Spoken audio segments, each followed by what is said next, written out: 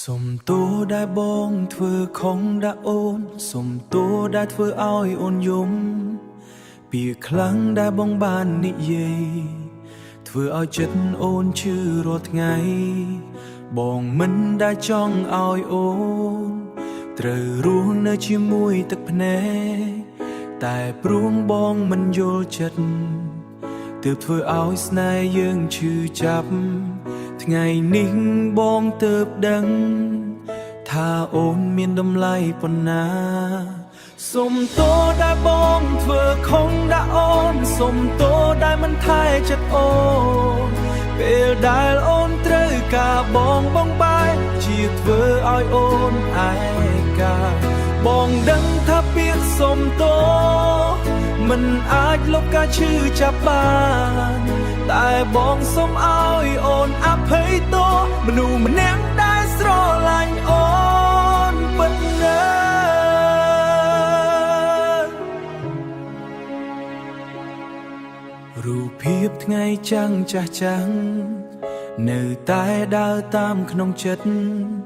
ស្នាមញញឹមដែលអូនធ្លាប់មានបងជាអ្នកធ្វើឲ្យបាត់ទៅបងនៅតែរងចាំទួងអូនមិនតែរងចាំទួងអូនមិនវិលមកវិញព្រោះក្នុងបេះដូងប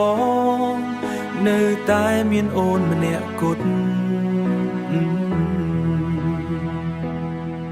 បើអាចត្រឡប់ពេលវេលា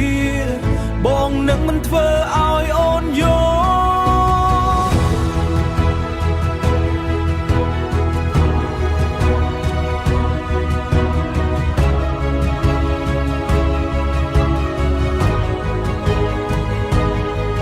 បងនឹងថែស្នេហ៍មួយយំបងនឹងថែស្នេហ៍មួយនេះឲ្យល្អជាងមុនទ្វេដងសុំទោសដែលបងធ្វើខុសដាក់អូនសុំទោសដែលធ្វើឲ្យអូនខកចិត្តបងដឹងថាបងថាមិនបានការតែចិត្តបងនៅតែស្រឡាញ់អូនពិតតែចិត្តបងនៅតែស្រឡាញ់អូនពិតបើថ្ងៃណាអូនអាចអភ័យទោសសុំវិលមកក្បែរបងម្ដងទៀតព្រោះមនុស្សម្នាក់នេះនៅតែស្រឡាញ់អូនមិនផ្លាំងបដូរ